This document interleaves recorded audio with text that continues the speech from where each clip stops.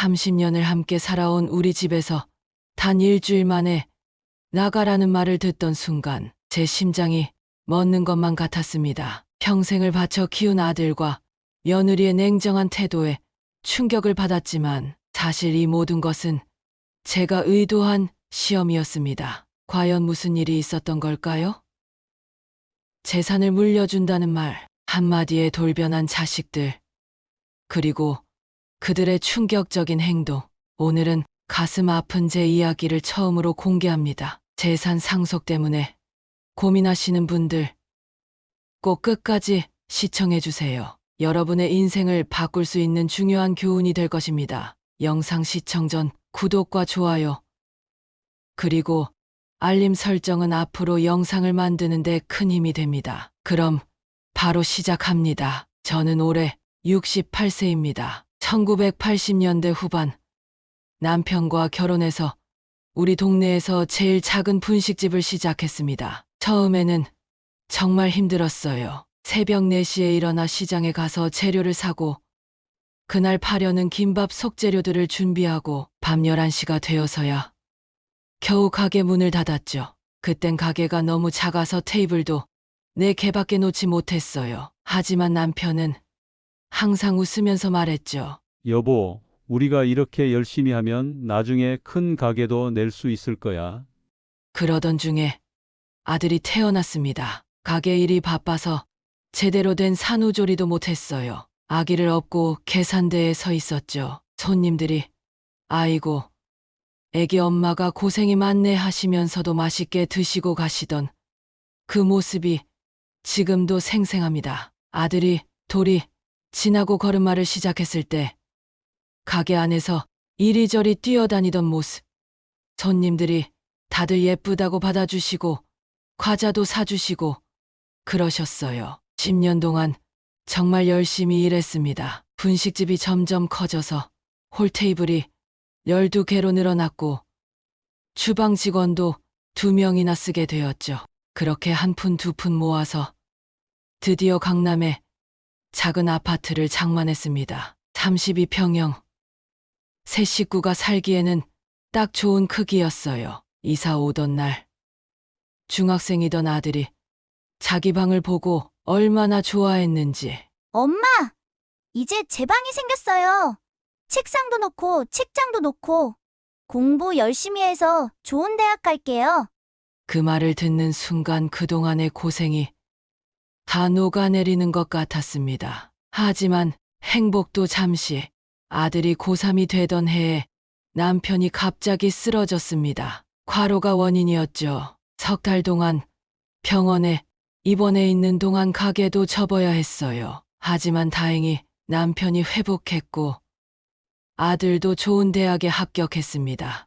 그때부터 우리는 가게 대신 조그만 부동산을 시작했어요. 남편이 밖에서 발품을 팔고 저는 사무실을 지켰죠. 세월이 흘러 아들이 대학을 졸업하고 좋은 회사에 취직했습니다. 그리고 5년 전 며느리를 맞이했죠. 처음 며느리를 본 건 아들 회사 송년회 자리였어요. 같은 팀에서 일하는 단정하고 예쁜 아가씨였죠. 결혼식 날 저는 정말 행복했습니다. 드디어 우리 아들이 가정을 이루는구나. 어머니 앞으로 잘 모시겠습니다. 며느리가 절을 할 때 눈물이 날 것 같았어요. 신혼 초에는 정말 예쁘게 잘 살았습니다. 주말마다 찾아와서 같이 밥도 먹고 며느리가 요리를 배우겠다고 제 곁에서 이것저것 물어보기도 했죠. 첫 손주가 태어났을 때는 온 가족이 얼마나 기뻐했는지 몰라요. 남편이 손주를 안고 눈물을 글썽이던 모습이 아직도 선합니다. 하지만 그 행복도 오래가지 못했습니다. 3년 전 남편이 갑자기 큰 병원에서 암 진단을 받았어요. 말기였습니다. 항암 치료를 받는 동안 아들과 며느리가 많이 도와줬어요. 병원에서 밤도 새주고 항암 치료 후에는 집에 와서 밥도 해주고 청소도 해주고 2년간의 투병 생활 끝에 남편은 결국 하늘나라로 떠났습니다. 장례식장에서 아들이 얼마나 슬프게 울었는지 아버지, 아버지, 하면서 관 앞에서 무릎을 꿇고 일어나질 못했어요. 남편이 떠난 후 처음에는 정말 힘들었습니다. 30년을 넘게 함께 산 사람이 갑자기 없으니 밥을 먹어도 TV를 봐도 자꾸 눈물이 났어요. 하지만 아들 가족이 있어서 나는 위로가 되었습니다. 주말마다 찾아와서 함께 시간을 보냈고 특히 손주들이 할머니를 많이 따랐어요. 둘째 손주가 태어났을 때는 제가 직접 산후조리를 도와줬습니다. 한 달 동안 며느리 집에서 살면서 밤중 수유도 도와주고 큰 아이도 유치원에 데려다주고 어머니 정말 감사해요. 어머니가 안 계셨으면 저 어떻게 했을지 몰라요. 며느리의 그 말이 얼마나 기뻤는지 모릅니다. 그런데 작년 가을부터 뭔가 달라지기 시작했어요. 며느리의 연락이 뜸해졌고 주말에 오던 방문도 한 달에 한 번 정도로 줄었습니다. 처음에는 아이들 키우느라 바쁜가 보다 생각했어요. 하지만 SNS를 보면 다른 친구들과는 자주 만나는 것 같았어요. 특히 추석 때는 처음으로 시댁 대신 친정에서 보내겠다고 하더군요. 그러던 어느 날 저녁 퇴근 시간에 맞춰 아들이 찾아왔습니다. 평소와 다르게 어둡고 무거운 표정이었어요. 차 한 잔을 앞에 두고 한참을 머뭇거리더니 어머니 사실 드릴 말씀이 있어서 왔어요. 그때부터 심장이 쿵쾅거리기 시작했습니다. 저희가 좀 더 큰 집으로 이사를 가고 싶은데 응. 그래, 너희 집이 좀 좁지. 그런데 지금 집값이 너무 비싸서 어머님 혼자 사시는 이 집을 저희한테 주시면 어떨까요? 순간 온몸에 전율이 흘렀습니다. 30년 동안 살아온 내 집, 남편과의 추억이 서린 이 집을 내어주라고? 그날 밤 잠을 이루지 못했습니다. 새벽까지 베란다에 서서 도시의 불빛들을 바라봤어요. 이게 다 내 탓일까? 너무 자주 찾아가서 부담을 줬나? 용돈을 더 줄 걸 그랬나? 이런저런 생각이 꼬리에 꼬리를 물었습니다. 다음 날은 남편 산소에 다녀왔어요. 여보, 내가 어떻게 하면 좋을까요? 묘비 앞에서 한참을 울었습니다. 일주일 동안 생각했습니다. 잠도 제대로 못 자고 밥도 제대로 못 먹었어요. 문득 친구의 말이 떠올랐습니다. 작년에 비슷한 일을 겪은 친구, 재산을 모두 자식에게 물려주고 요양원으로 가게 된 친구. 우리 아들과 며느리는 달라. 분명 그럴 리 없어. 하지만 한편으로는 불안했습니다. 그래서 작은 시험을 해보기로 했어요. 다음 주말 아들 가족이 왔을 때였습니다. 며느리는 평소와 다르게 화장도 곱게 하고 왔더군요. 저는 조심스럽게 말을 꺼냈습니다. 아들아, 엄마가 너희 말대로 한번 생각을 해봤어. 아들과 며느리의 눈이 반짝였습니다. 사실 며칠 전에 공증도 받아뒀어. 이번 주에 등기소 가서 명예 이전하면 될 것 같아. 그 순간 며느리의 표정이 돌변했습니다. 어머니, 그럼 저희가 이사 준비를 해야 할 것 같은데 다음 주까지 나가실 수 있으신가요? 가슴이 철렁 내려앉았습니다. 30년 동안 살아온 내 집에서 단 일주일 만에 나가라니. 그리고 어머님, 주변에 월세방도 많던데 보증금은 저희가 빌려드릴 테니까. 그때 아들을 바라봤습니다. 어릴 적 아프다고 할 때마다 밤새 안고 재워주던 아들. 저도 월급 받아서 효도한다고 상품권을 사온 아들. 결혼식 날 어머니 사랑합니다라고 큰 소리로 외치던 아들. 그 아들이 이제는 며느리 뒤에 숨어 고개를 푹 숙인 채 서 있었습니다. 제 눈도 마주치지 못하고 아들아, 제가 불렀지만 대답이 없었습니다. 잠깐 둘 다 앉아 보거라. 떨리는 손으로 서랍장을 열었습니다. 거기에는 빈 종이 한 장이 있었어요. 사실 공증 같은 건 하지 않았어. 순간 며느리의 얼굴이 창백하게 변했습니다. 어머니, 그게 무슨... 단지 너희의 진심을 알고 싶었을 뿐이야. 그 순간 며느리가 자리에서 벌떡 일어났습니다. 어머니, 이게 무슨 장난이에요? 저희를 시험하시겠다고. 이런 식으로 농락하시면 어떡해요? 아들은 여전히 아무 말도 하지 못했습니다. 우리가 얼마나 기대했는데. 은행에 대출 상담도 했고 아이들 전학도 알아봤다고요. 며느리의 목소리가 점점 커졌습니다. 이제 와서 장난이라니. 어머니 정말 실망이에요. 이제 저희는 어떻게 하라고요?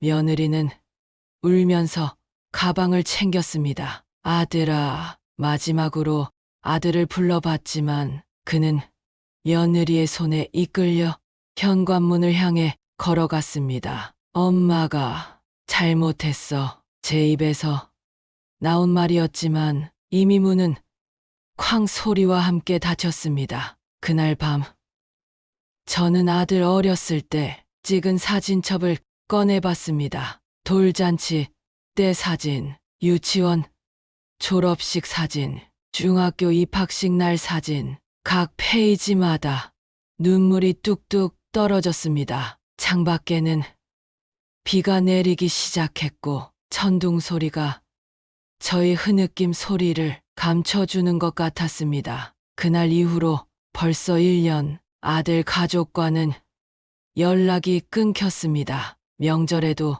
찾아오지 않았고 손주들 생일에 보낸 선물도 돌아왔습니다. 동네 마트에서 우연히 며느리를 마주친 적이 있었는데 저를 보자마자 황급히 다른 통로로 사라져버렸어요. 때로는 내가 너무 심했나 하는 생각이 들기도 합니다. 하지만 같은 아파트 사는 친구의 이야기를 들을 때마다 제 선택이 옳았다는 걸 다시 한번 깨닫게 됩니다. 친구는 집을 자식에게 물려주고 지금 반지하 월세방에서 살고 있어요. 자식들은 명절에도 찾아오지 않는다고. 얼마 전에는 동네 공원에서 산책하다가 큰 손주를 만났어요. 유치원 하원 길이었나 봐요. 저를 보자마자 할머니 하고 달려오는데 뒤에서 유치원 교사가 손주를 붙잡았습니다. 안 돼요. 모르는 사람한테 가면 위험해요. 그 말이 제 가슴을 또 한 번 찢어 놓았습니다. 다행히 좋은 이웃들이 있어서 큰 위로가 됩니다. 일주일에 2번씩 탁구 동호회도 나가고 주민센터에서 하는 노래교실도 다니고 있어요. 같은 아파트 사는 김 할머니는 매일 아침 저를 데리고 공원을 산책합니다. 혼자 있지 말고 자주 나와서 운동해요. 우리가 당신 가족이에요. 최근에는 제 블로그도 시작했어요. 비슷한 일을 겪은 분들과 이야기도 나누고 서로 위로도 하면서 작은 모임도 만들었습니다. 한 달에 한 번씩 만나서 서로의 이야기도 들어주고 맛있는 것도 먹으면서 얼마 전 아들에게 편지를 썼습니다. 보내지는 못했지만 사랑하는 아들아, 내가 보고 싶구나. 손주들도 보고 싶고 하지만 엄마는 괜찮아. 이제는 정말 괜찮아. 너희가 행복하게 살았으면 좋겠다. 그게 엄마의 가장 큰 소원이야. 언제든 돌아오고 싶을 때 돌아와도 좋아. 엄마는 항상 이 자리에서 너희를 기다리고 있을게. 사랑하는 구독자 여러분, 이 이야기를 들어주셔서 감사합니다. 부모 자식 간의 재산 문제는 늘 조심스럽고 어려운 문제입니다. 하지만 기억해 주세요. 집이나 돈보다 더 소중한 것은 가족 간의 신뢰와 사랑입니다. 젊은 구독자분들께 부탁드립니다. 부모님의 재산이 아닌 부모님의 마음을 먼저 생각해 주세요. 그리고 부모님들께도 말씀드리고 싶습니다. 자식을 위하는 마음도 중요하지만 본인의 노후는 더 중요합니다. 자식들을 너무 믿기보다는 스스로를 잘 지키는 것이 현명한 선택일 수 있습니다. 여러분의 가정에 행복과 사랑이 가득하길 바랍니다. 혹시 비슷한 일을 겪고 계신 분들이 있다면 댓글로 여러분의 이야기도 들려주세요. 그리고 부모님이 살아계신 분들은 오늘 저녁 한번 연락해 보시는 건 어떨까요? 이 이야기가 마음에 와닿았다면 좋아요, 댓글, 그리고 구독으로 함께 해주세요. 다음 영상에서 또 만나요. 감사합니다.